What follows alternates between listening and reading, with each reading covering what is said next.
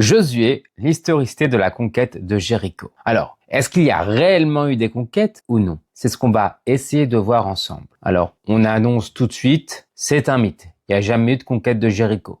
Mais regardons un petit peu dans le texte, puis après on ira voir les preuves archéologiques. Donc, dans le texte, ce qu'il faut savoir, c'est qu'on n'a pas un texte de Josué, mais on a deux textes de Josué. En effet, on a le texte massorétique, le texte en hébreu avec les lettres carrées, comme vous le savez, puisque avant les lettres carrées, il y avait les lettres qui découlaient du phénicien, qui s'appelait le proto-hébreu ou le paléo-hébreu. D'ailleurs, dans les textes de Qumran, Yahoo est écrit en paléo-hébreu, et ça, vous pouvez aller le vérifier. Donc, on a le texte massorétique et on a la Septante. Et oui, le texte grec. Normalement, on aurait dû avoir le même texte. D'ailleurs, si on suit le Talmud, avec quelques différences entre la Septante et le texte massorétique. Sauf que les Gus ne connaissaient absolument pas la Septante, sinon ils auraient dit que la Septante avait de grandes modifications avec le texte massorétique. Et d'ailleurs, c'est ce qu'on verra. Le texte massorétique est 10 à 15% plus important que celui de la Septante. Qu'est-ce que ça signifie? Ça signifie que le texte de la Septante se base sur une tradition plus ancienne. Et pourquoi est-ce qu'on va penser ça? Parce que généralement, quelqu'un qui va traduire un texte ne va absolument pas couper dans le texte. Il va essayer de reproduire au mot près. D'ailleurs, on verra aussi dans d'autres textes que si jamais le traducteur a un doute, ce qu'il va faire, c'est plutôt que de supprimer le mot, il va essayer de mettre même les deux traductions. Et ça, on le verra plus tard. En tout cas, le texte massorétique est donc un ajout sur le texte de la Septante ou une autre tradition.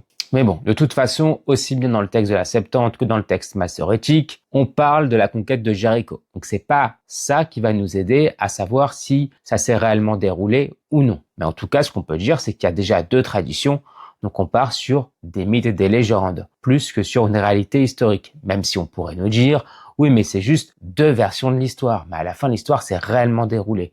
Alors regardons un petit peu d'autres textes, notamment le livre des Chroniques. Le livre des Chroniques, c'est un livre très intéressant, assez tardif, et qui ne mentionne ni l'Exode, ni les conquêtes de Josué. Pour Sarah Yafet, qui a étudié ce livre, elle suggère que l'omission de l'Exode et des conquêtes est voulue, tout simplement parce que c'est une contre-histoire au fait que le peuple juif serait un peuple alloctone, c'est-à-dire un peuple exodique. Le livre des Chroniques souhaite montrer que le peuple juif est un peuple autochtone sur la terre. Et d'ailleurs, c'est pour ça que il y a des générations, ce qui est classique dans les récits autochtones, et surtout lorsqu'on va parler de Josué et de Moïse, on ne va pas s'arrêter sur leurs histoires. Pourquoi? Parce qu'on peut faire comme si il ne s'était rien passé. D'ailleurs, on a aussi d'autres indications. Par exemple, on a Samuel 12:8, il est écrit « Après que Jacob est venu d'Égypte, vos pères ont crié vers Yahoo. Yahoo a envoyé Moïse et Aaron qui ont fait sortir vos pères d'Égypte et les ont fait habiter dans ces lieux. » Alors déjà, c'est assez intéressant parce que c'est une tradition qui ne connaît absolument pas Josué et ses conquêtes. Et d'ailleurs, il y a même des traditions, cette fois-ci extra-bibliques de Moïse, à l'époque hellénistique, où c'est Moïse qui fait entrer le peuple dans le pays. Mais tout ça, c'est bien beau. Certains vont me dire que c'est pas parce qu'il y a omission que ça signifie que c'est pas le cas. Alors regardons un petit peu les preuves archéologiques. La ville de Jéricho a été détruite au XVIe siècle avant notre ère. L'époque supposée de la conquête, c'est à peu près XIIIe, XIIe siècle, voire même